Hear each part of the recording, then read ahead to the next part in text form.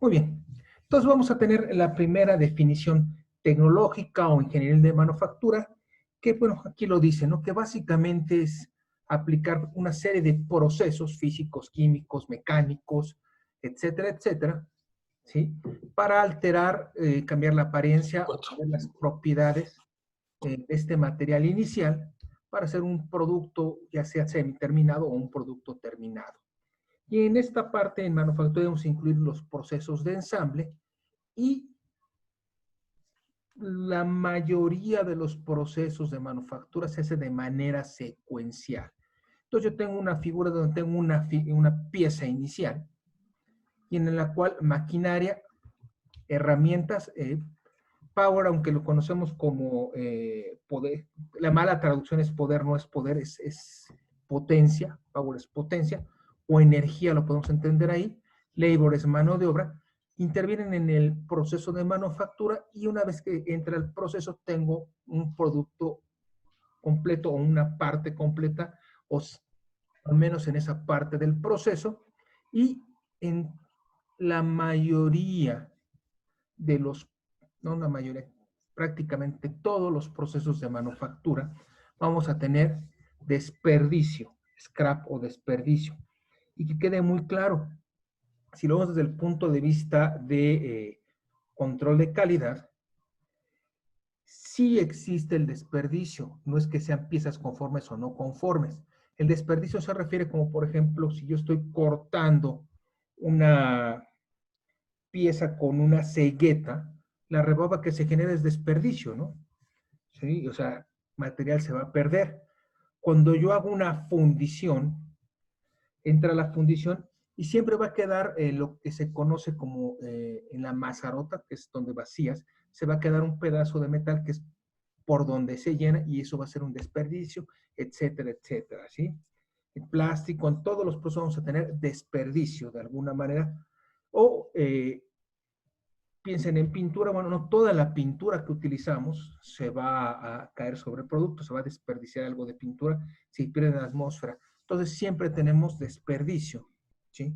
No hay procesos 100% eficientes. Y luego hablemos de lo que es la definición económica de manufactura, que es la transformación de materiales de productos, de un producto en un producto de mayor valor. En pocas palabras, es agregarle valor al producto, ¿sí? Aquí dice los ejemplos, como es refinar petróleo para hacerlo gasolina. Tiene un costo, le agrego valor, ¿sí? Es muy sencillo ese término, se convierte en gasolina, ¿sí? ¿Y por qué es tan importante que veamos esto? Porque dependiendo el tipo de industria, es como voy a poder de entrada configurar mi planta, ¿sí? Recuerden, eso se ha visto creo que desde la secundaria, que existen diferentes tipos de economías, lo que son las primarias, las secundarias y las terciarias, donde las primarias son la explotación de materias primas, las secundarias se les llama la de transformación, como es la manufactura, y la terciaria son de servicios financieros, eh, partes administrativas, legal, entretenimiento, etcétera, etcétera. E inclusive también se aplica este concepto a lo que son las economías a nivel global, ¿no? Los países más atrasados están en una economía primaria que subsiste a base de la explotación de materias primas. Por ejemplo, los países de África están en esa situación. Algunos países centroamericanos y de Sudamérica son economías primarias porque dependen de explotar sus recursos. Eso no significa que sean pobres o ricos. Por ejemplo, Chile es un país bastante en buenas condiciones, está bastante modernizado, pero depende totalmente de la explotación de sus materias primas, que son la minería, ¿no? Eso, y repito, y en cambio en las industrias secundarias ya tenemos lo que son países que se dedican mucho más a la manufactura, como es el caso, por ejemplo, de China, que todavía hace 10 años era una industria, un país con industria secundaria, ¿sí? Ahorita ya pasó un terciario por el crecimiento que ha tenido. México se encuentra más entre primario y secundario, porque dependemos mucho de las materias primas y de la manufactura. El sector de servicios en México que estaba creciendo era el turismo, pero ahora con la situación se ha detenido. Y los países más avanzados, como pueden ser algunos países europeos o asiáticos como Japón, van hacia el sector de servicios. Y ojo, sector de servicios no nada más se refiere a partes financieras o entretenimiento, etcétera, etcétera. En esta parte terciaria está todo lo que es desarrollo de tecnología. Y entonces tenemos lo que son innovaciones en electrónica, robótica, comunicaciones, etcétera, ¿no? Y que hacia allá tiende a ser cada vez los países más ricos porque dependemos cada vez más de los servicios tecnológicos, sino más claro ejemplo lo tenemos ahorita en nuestra clase, ¿no? También podemos clasificar ya las industrias de manufactura específicamente, en dos grandes grupos. Industrias de proceso y industrias de productos, ¿sí? Y aquí viene la analogía de lo que son las variables continuas y las variables discretas.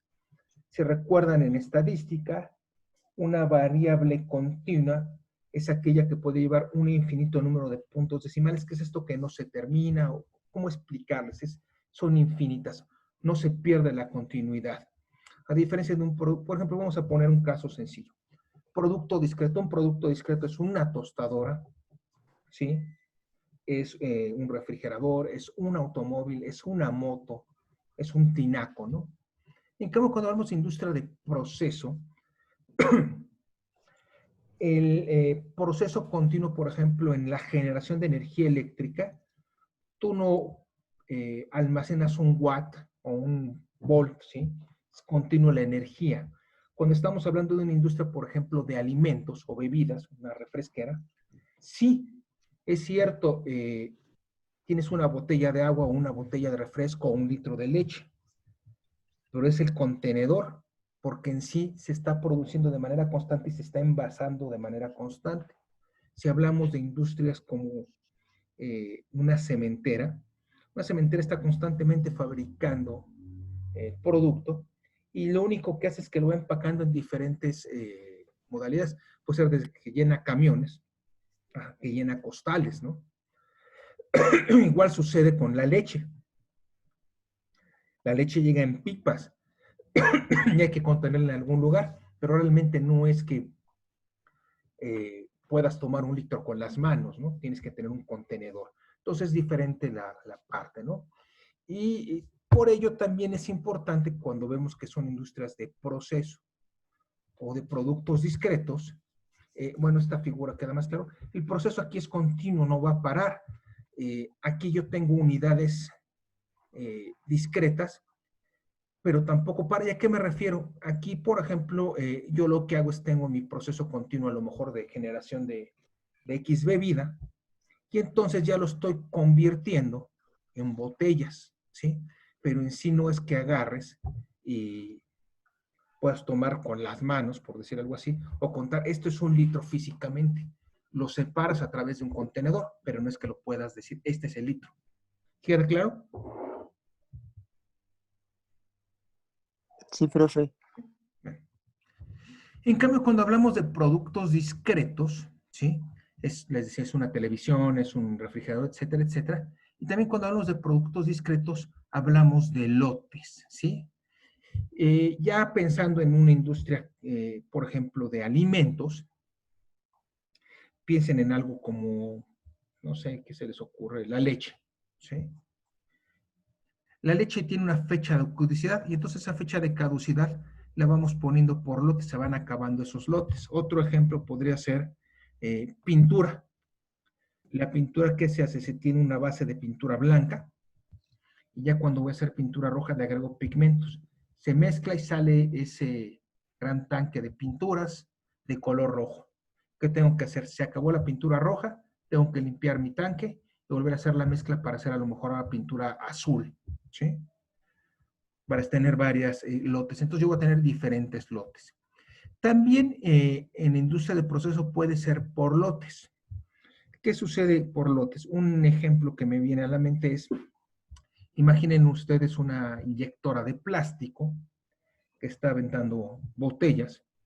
Después de una cierta cantidad de botellas, se tiene que parar el proceso. ¿Por qué? Porque se tiene que reajustar el molde, reajustar la presión, limpiar el molde porque se le va quedando pequeñas partes para que sigan saliendo bien las botellas. Otro ejemplo serían máquinas, herramientas.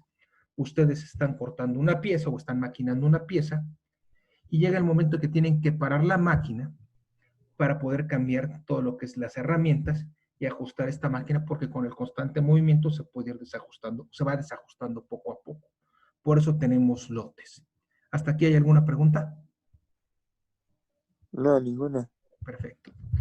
Ahora, vamos a dividir en la planta en dos grandes, cuatro partes importantes que tenemos que hacer en las plantas. Una son las operaciones de proceso o ensamble. Otro es lo que es el manejo de materiales. Otro es la inspección y pruebas. Y otra es toda la parte administrativa. Eso es lo que se hace cuando tienes manufactura en una planta. Tenemos todas esas opciones, ¿sí?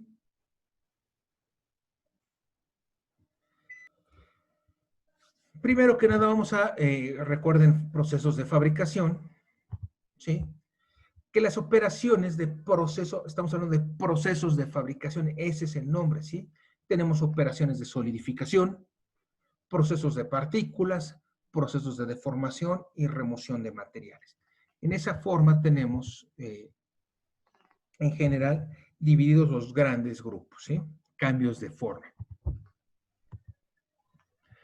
Operaciones de solidificación, bueno, aquí se ve una fundición, hay muchos tipos de fundiciones. La inyección de plástico también es una operación de solidificación. La inyección de metales, lo que es cerámicos, ¿sí? Lo que son cerámicos también son operaciones de solidificación. Recuerden que cuando se hace, por ejemplo, un lavabo, lo que se hace se mezcla diferentes tipos de arenas con yeso, etcétera, etcétera. Se mezclan como una masa, se hace un molde, se retira del molde y se tiene que coser o solidificar para que tenga la forma. También es una operación de solidificación. En fin, hay una gran cantidad, de esos ya los deben conocer. Luego tenemos lo que son procesos de partículas. Procesos de partículas, lo que se hace es con polvos de diferentes metales y en algunos casos cerámicos, se mezclan a alta presión, se compactan y se crean piezas o partes. Es muy utilizada en cortadores para máquinas herramientas, en la cual tenemos se le llaman CERMETs, ¿sí? Porque son una aleación, bueno, es que no es una aleación, es una mezcla de partículas metálicas con cerámicos sobre una base resinosa, ¿sí? A alta presión para poder tener cortadores. Inclusive estos cerámicos son abrasivos y en algunos casos llegan a ser hasta de polvo de diamante para tener mejores cortes, ¿sí? También estamos hablando que en los procesos de partículas se hacen partes resistentes para aplicaciones militares, como son para lo que es armaduras, pero bueno, no es armaduras, partes, por ejemplo, para tanques, para aviones, ¿sí? Con lo que forran inclusive algunas balas para hacerlas más duras y penetren también, ¿sí? Luego tenemos todo lo que son procesos de deformación, que bueno, los podemos ver fácilmente como es el doblado, ¿no? Doblado de lámina, el doblado de tubo, ¿sí? Tenemos también lo que es el embutido, que es como se hacen las latas. Tenemos lo que es los estampados, que es tener las láminas, se les da un golpe, se toman la forma. Tenemos otros más modernos como el hidroformado, en el cual a través de líquido a presión se inyecta, por ejemplo, dentro de un tubo y este tubo toma la forma externa que tenga el molde, etcétera, etcétera. Entonces tenemos también lo que son procesos de deformación y tenemos lo que es remoción de materiales, que es todos los procesos de máquinas, herramientas, torno, fresa, taladrado, corte con diferentes partes, desde láser, plasma, agua, hilo, rectificados. Tenemos remoción de materiales a través de rayo láser inclusive. Ya se hace ese tipo de cosas, ¿sí? Se me olvidaba que en las operaciones de solidificación también tenemos lo que es la impresión 3D, antes de que se me olvide, ¿sí?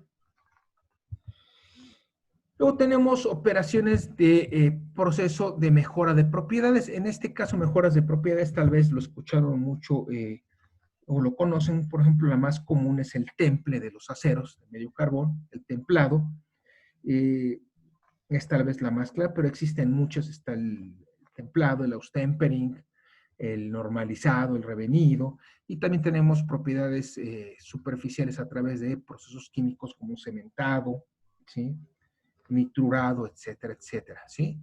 Tenemos operaciones de procesos superficiales que también es como limpieza y deposición de capas. ¿Qué pasa? En muchos procesos se tiene que hacer limpieza superficial para, por ejemplo, quitar óxido o poner capas, como son pequeñas capas superficiales. Aquí esta es una microfotografía en la cual yo tengo un núcleo de acero y tengo una capa a lo mejor encima de un cemento, se llama un cementado, que es una aleación de carburos o carbones que van a hacer que la superficie sea más dura, ¿no? Entonces tenemos todas estas operaciones de proceso. Y también tenemos todo lo que es operaciones por ensamble, donde tenemos dos tipos, grandes familias, que son los procesos de unión, que son la soldadura y las uniones adhesivas. ¿Qué es esto? Pegamentos, ¿sí? Por ejemplo, recordemos que los muebles de madera se pegan, así de sencillo, y ese es un proceso de manufactura. Y tenemos todo lo que son los ensambles mecánicos, tornillería, remaches y lo que son uniones a presión. Y todo esto a que viene el caso. Bueno, dependiendo del proceso o de lo que yo voy a fabricar, es qué máquinas necesito, cómo las voy a distribuir y qué ruta deben seguir para que yo pueda optimizar los tiempos de fabricación. ¿Queda claro? Sí, profe. Luego tenemos la otra parte que es el equipo para manejar los materiales, ¿sí? Equipo para transporte de material, tenemos vehículos, mucha cantidad de vehículos, que va desde algo como un AGV, que es un vehículo guiado de manera autónoma, hasta un patín, ¿sí? Manual, o un diablito, como le conocemos nosotros, ¿sí? Para mover material entre estaciones o entre almacén y estaciones. Tenemos todo lo que son las bandas transportadoras, que existe cantidades enormes de bandas transportadoras. Tenemos grúas para lo que son piezas muy pesadas o equipo muy pesado. Tenemos en el manejo de materiales distintos sistemas de almacenamiento. Almacenamiento tradicional, o lo que se está utilizando mucho, lo que está moviéndose en las grandes empresas, que son los almacenes inteligentes, que ya utilizan robots para localizar partes o para hacer esto. Todo lo que es el manejo de materiales con contenedores y todo lo que es la tecnología de identificación de datos, que va desde código de barras, ¿sí? Radiofrecuencias, cintas magnéticas, visión de máquina, etcétera, etcétera. Todo eso lo tenemos que tener en cuenta cuando hablamos de los procesos dentro de la planta, y lo tenemos que tener en cuenta cuando hacemos una distribución de nuestra planta. Luego tenemos otra parte importante en los procesos de manufactura, que es la parte de inspección y pruebas, ¿sí? Y tenemos en calidad dos tipos de inspecciones: la inspección de variables y la inspección de atributos, ¿sí? Recuerden que variables son medibles, ¿sí? Dimensiones, peso, temperatura, etcétera, etcétera. Una inspección de atributos es formas, colores, ¿sí? Etcétera, etcétera, ¿sí? Entonces hay que tener muy claro que además inclusive la metodología con la que voy a inspeccionar uno y con inspecciono otros son totalmente diferentes. No sé si llevaron control estadístico y deben acordarse, pero la inspección de variables, por ejemplo, una gráfica común y corriente es la gráfica XR. Pero para la inspección de atributos, ¿se acuerdan qué gráfica tenemos que utilizar? ¿O no lo vieron? Bueno, si no lo vimos. La verdad no recuerdo, profe. ¿Para cuál? Para atributos, ¿qué gráfica utilizas? Para variables puedes utilizar una XR, por ejemplo. Pero para atributos, ¿no se acuerdan? No, no me acuerdo. La gráfica P, ¿sí la vieron? Para atributos. No, profe. No, profe. Ah, qué caramba. Bueno, para reclamarles entonces a un maestro de control de estadístico de procesos, para que le podamos reclamar juntos.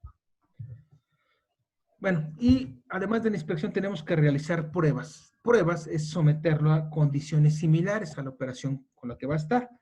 Hay muchos tipos de prueba. Alguna vez en la empresa que yo trabajaba se hacían partes para subestaciones eléctricas y pues se hacían pruebas como pasar altos voltajes sobre el equipo y no tenía que pasarle nada, no tenía que seguir funcionando, pasar alta corriente. Por ejemplo, para las cuchillas de paso, estas cuchillas por ejemplo, los fusibles tenían que volarse a cierta corriente, porque la corriente y la temperatura tienen una relación de la mano, y entonces, pues, obviamente tenían que hacer pruebas para ver que los fusibles estaban correctos. Otro tipo de pruebas pueden ser desde caso de los automóviles, que han visto que se chocan los automóviles con los dummies para ver cómo se va a comportar un automóvil, o alguna vez me contaron que para las turbinas de avión se echa a andar la turbina, se avientan unos pollos rostizados, ¿sí? Bueno, unos pollos muertos sobre la turbina, simulando, por ejemplo, si se tragan a un ave en vuelo la turbina, y la turbina pues tiene que resistir así que tendría que deshacer no pasarle nada si succiona a los pollos, ¿no? Entonces, son de algunas pruebas que se tienen que hacer antes de validar el producto.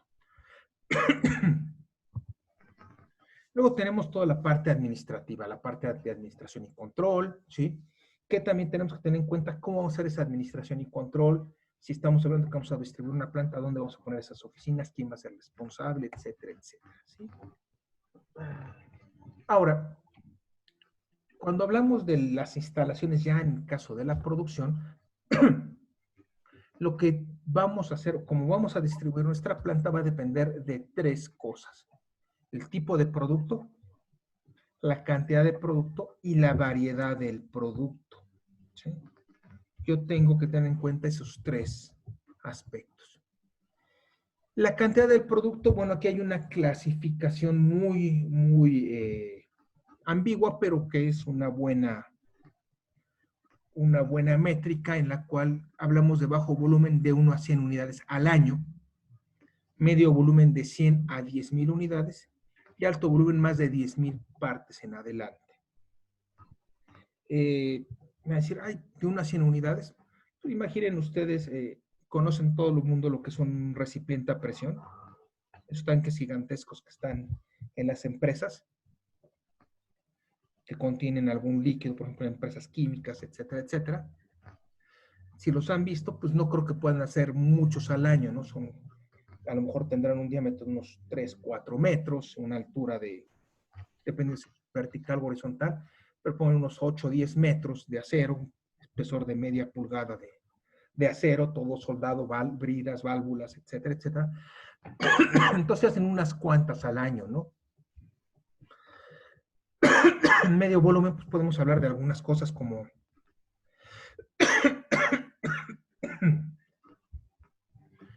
máquinas, los que fabrican máquinas, fabrican robots, algunos electrodomésticos muy grandes, ciertos tipos de equipo especializado o producto hecho muy a la medida. Y cuando hablamos de alto volumen, pues hablamos desde refrescos hasta automóviles, por ejemplo, ¿no?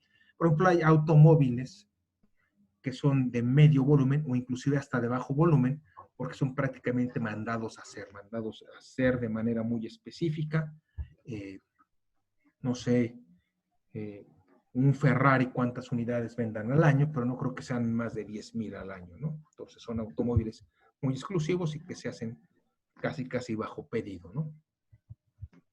La variedad del producto se refiere a Por ejemplo, en un mismo modelo, en un mismo producto, puedes tener diferentes modelos.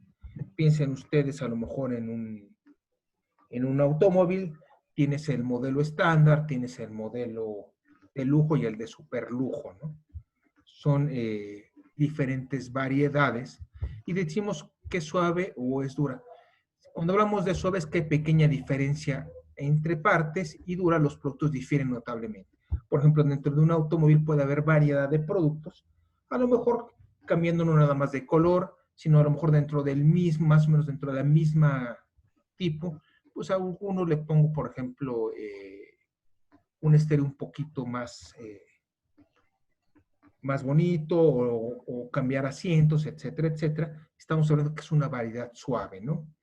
En cambio, si estamos hablando que dentro de la misma gama del automóvil tenemos uno que tiene motor de 6 cilindros y otro de 8 cilindros, ¿sí? Entonces estamos hablando de una diferencia que a lo mejor en la apariencia externa no se ve tanto, pero implica todo un tren motriz diferente, un motor diferente, diferente distribución, entonces ya es una diferencia dura, ¿sí? ¿Y por qué es importante esto? Porque cuando yo tengo diferencia suave o variedades suaves del producto que tienes pequeñas variedades, yo no tengo que hacer cambios importantes en mi línea de producción. En cambio, si tengo una diferencia, una variedad dura, que tengo grandes cambios, ahí sí ya tengo que hacer muchos cambios dentro de la planta y entonces voy a tener diferentes tipos de distribución. Por ejemplo, si yo tengo una variedad dura, yo voy a tener que utilizar una distribución tipo taller, job shop en inglés, ¿sí? En las cuales se fabrican pequeñas cantidades de productos especializados. En este caso suelen ser complejos, el equipo es de uso general y la distribución es por posición fija o por proceso.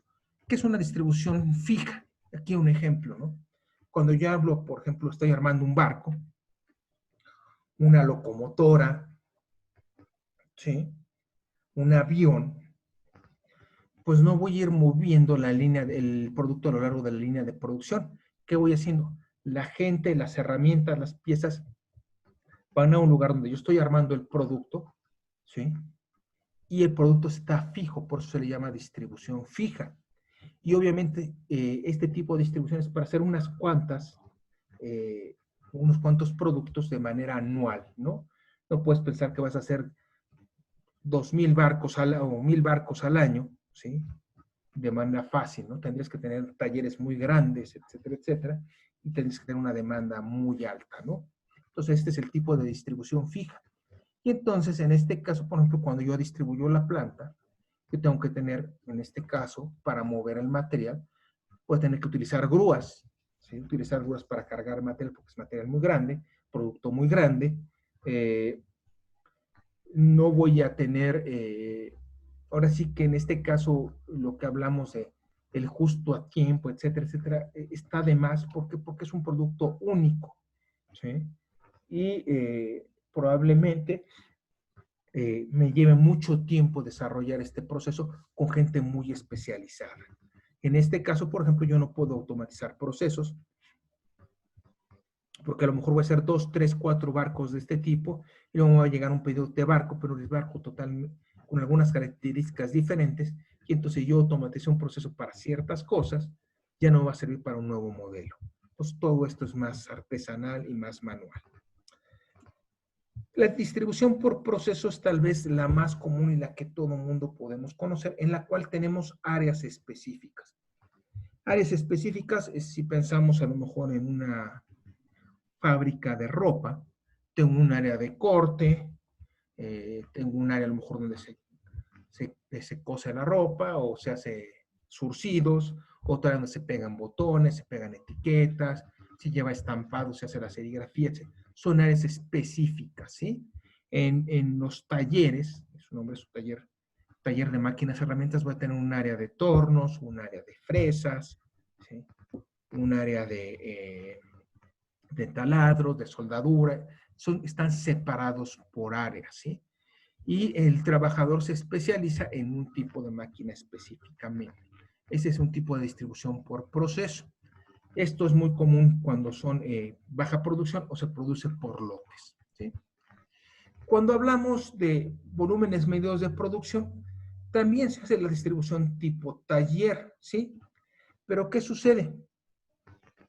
Cuando yo tengo una distribución de este tipo taller, ¿qué va a pasar? Pensemos que ustedes están en un taller, una fábrica de máquinas, donde tenemos un taller de máquinas, herramientas, y lo que hacemos son ejes para motocicleta, ¿sí? Para motocicletas. Entonces, a lo mejor tengo diferentes ejes para la motocicleta o flechas para motocicleta. ¿Saben la diferencia entre eje y flecha antes que nada? ¿Entre qué y qué, perdón? Cuando tienes una máquina tienes ejes y tienes flechas. Por ejemplo, en la moto, en el coche, en las bicicletas tienes ejes y tienes flechas. Bueno, yo sabía que en un coche, por ejemplo, el eje puede ser el eje delantero, puede conducir las llantas y la flecha es lo que transmite Muy bien. la fuerza del motor Así es. Las flechas el transmiten la diferencial de fuerza del atrás. motor y los Ajá, exacto. ejes son los que van en las llantas para que gire. Por ejemplo, en una moto tienes un eje, el eje está en las llantas, ¿estamos de acuerdo? Y la Sí. flecha es la que sale del motor a la cadena para que salga. Y aunque parezca chistoso, en una bicicleta tienes una flecha que es la que está montado sobre los pedales y de ahí va al sprocket o rueda dentada y los ejes van atrás en las ruedas de la bicicleta. Entonces imaginen que tienen diferentes modelos de motos, entonces tienen que hacer diferentes tipos de ejes y de flechas. Entonces, cuando hablamos por lotes, ¿sí? Yo fabrico una X cantidad, porque esa cantidad de lotes, ¿qué significa? Yo tengo que hacer una cantidad que me piden del eje de tipo para la moto tipo A, y otro para la tipo B, y otro para la tipo C, que a lo mejor unos son más cortos, otros son más largos.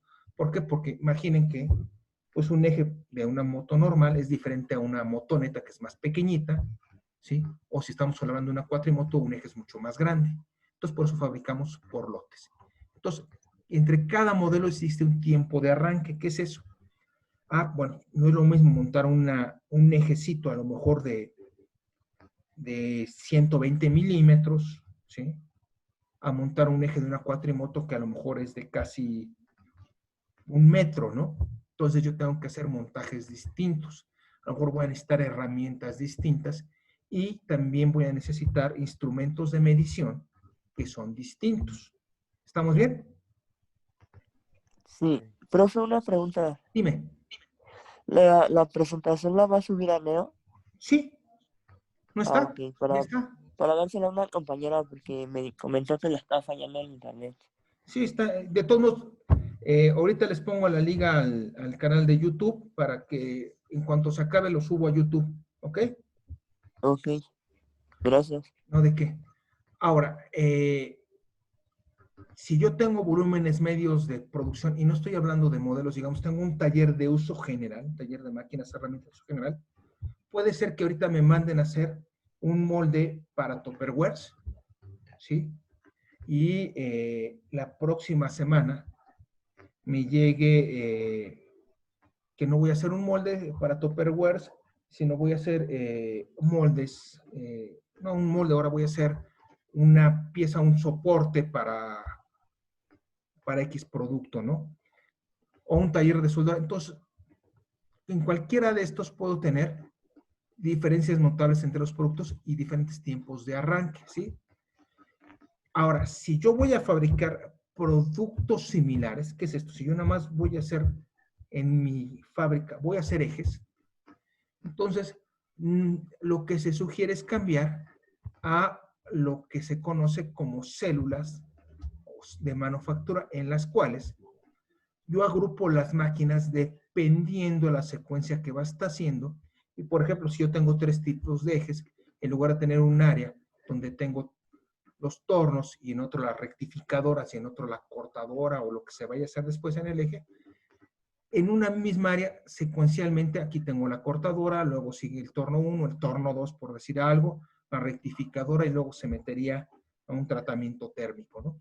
Y entonces siempre es especialista para en lugar de tener 3 áreas largas, tengo áreas especializadas que esta nada más se dedicar a hacer un tipo de eje, otro se va a dedicar a hacer otro tipo de eje y otro a otro tipo de eje. Si lo pudiéramos pensar en algo más práctico, imaginen que tienen una fábrica de ropa y en lugar de tener un área de corte, un área donde se hace pegar botones, zippers, etcétera, etcétera, yo lo que tengo es un área donde esta nada más se va a dedicar, esta área se va a dedicar a hacer puras bermudas. Y tengo un área que se va a dedicar a hacer puros pantalones y otro que se va a dedicar a hacer puras faldas, ¿no?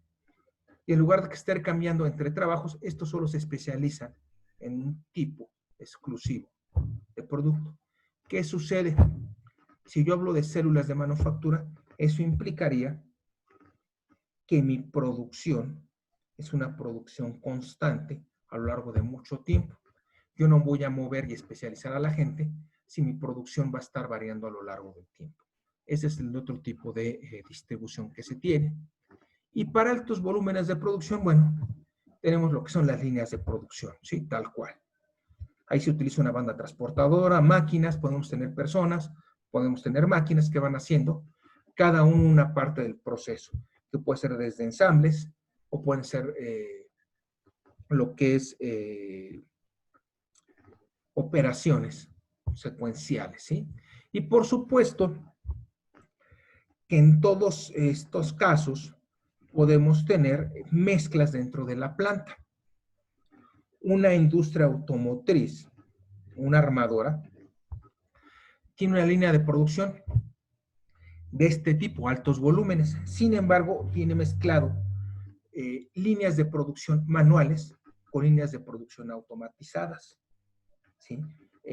Tenemos algunas partes, por ejemplo, como la soldadura y pintura, donde es totalmente automatizado con robots, y tenemos ya, por ejemplo, el ensamble del tren motriz, el montaje del motor, interiores, que también son líneas de producción, pero lo hacen personas, ¿sí? Tenemos la mezcla entre las dos partes, ¿sí? Importante, cuando hablamos de variedad y cantidad, son inversamente proporcionales. Si yo quiero tener gran cantidad de productos, tengo un taller. Si quiero fabricar grandes cantidades de producto, pongo una línea de producción. ¿Hasta aquí hay alguna duda, alguna pregunta? No, ninguna. Bueno, antes de acabar con esta parte, ¿sí? Ahora, tenemos una cosa que se llama la capacidad de manufactura, que son limitaciones técnicas y físicas que se tienen en la planta. Y existen 3 dimensiones o 3 limitantes de capacidad. Uno es la capacidad tecnológica, ¿sí? Tengo tecnología para desarrollar lo que me está pidiendo mi cliente. ¿Puedo hacerlo o no puedo hacerlo? Ejemplo, imaginen que ustedes le están pidiendo hacer piezas con tolerancias de más o menos 20 milésimas de milímetro, ¿sí? Y ustedes con lo único que cuentan son con máquinas que operan de manera manual, ¿sí? ¿Ustedes creen que lo van a poder hacer esas tolerancias? Jamás. Jamás, ¿no? Entonces, capacidad tecnológica, ¿no? Hay probablemente van a necesitar máquinas de control numérico, equipo robotizado, entonces tenemos limitantes tecnológicas. También tenemos capacidades dimensionales del producto. A lo mejor me están pidiendo un producto que no tengo el espacio para montarlo en mis máquinas, es muy grande, o a lo mejor al contrario es muy pequeño, ¿sí? Hay cosas de alta presión, o a lo mejor no son de alta presión, pero son muy pequeñitas y mis máquinas no tengo la capacidad para ello. Y tenemos la tercera parte, que es la capacidad de producción, y que esta la vamos a estudiar con más a fondo, porque de ahí vamos a tener muchos aspectos para ver cómo distribuyo la planta, ¿sí? Mi capacidad de producción tiene que ver cuánto puedo fabricar en cierto tiempo. ¿A qué voy? Supongan ustedes, ¿sí?, que yo tengo un negocio que hace papas fritas, ¿no? ¿Sí? Físicamente yo nada más tengo 2 cacerolas esos donde frío las papas y puedo sacar, ¿qué les gusta? 50 kilos de papa diariamente, ¿sí? Me dicen que quieren comprarme 100 kilogramos de papas diariamente, ¿sí?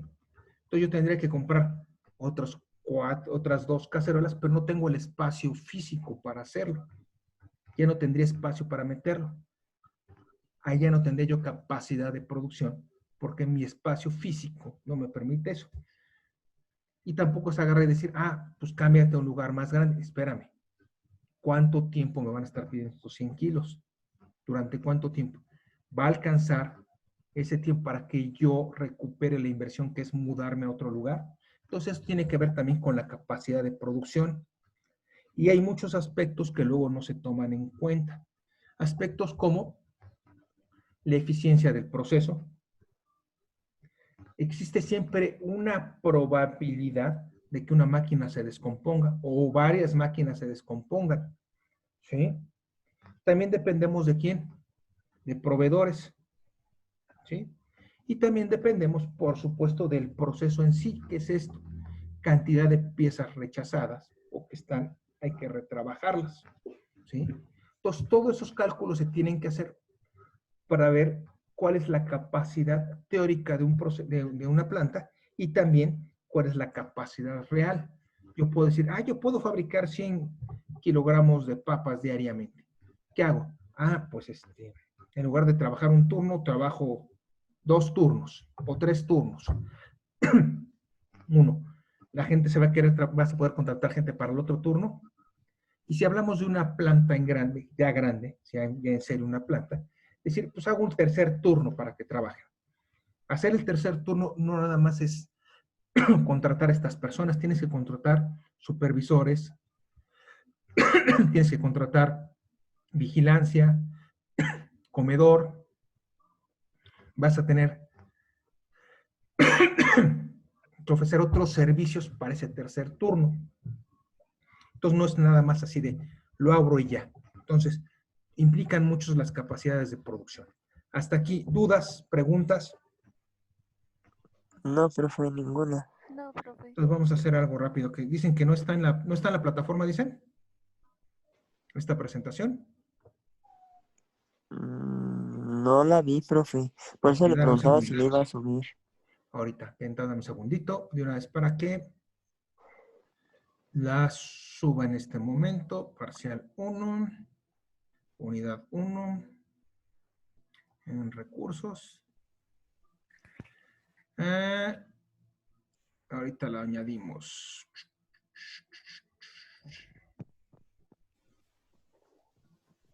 Profe, ¿me podría pasar la clave de la plataforma, porfa?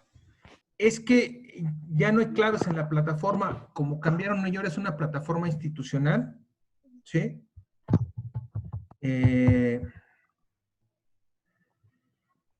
Ya chequé si está la presentación, está hasta abajo. Bueno, sí está, ¿no? La de capacidad de planta. Sí, está hasta abajo. Ok. Una disculpa, profe. No, esta es otra cosa. Sí, es la misma, sí, es esta. De hecho, está un poquito más grande esta, está más completa. Sí, vienen otras cosas. Bueno, rápidamente, ¿sí? Bueno, ya no sé ni cuántos son del grupo, creo que juntaron los 2 grupos, ¿verdad? Sí, profe. Sí. Son como 200, ¿verdad? Sí, ¿Sí, va? sí. Bueno, Sí, cerquita. tengo 47 inscritos ahorita en la plataforma. Rápidamente como comentario. La plataforma, antes yo la manejaba, ya no. La plataforma ahora es a nivel institucional, ya hay un nuevo administrador. Entonces, si no los han dado de alta, por alguna razón, ¿sí? Para darse de alta en la plataforma, ¿quién me estaba preguntando? Si no está dado de alta o por alguna razón, es porque se cambió de grupo o porque es de recursos y escribió tarde. Entonces hay que esperar que esta semana lo den de alta. Si no lo dan de alta, me avisan o avísenle a su tutor para que pueda avisar y lo puedan dar de alta. ¿Está? Sí, profe, gracias.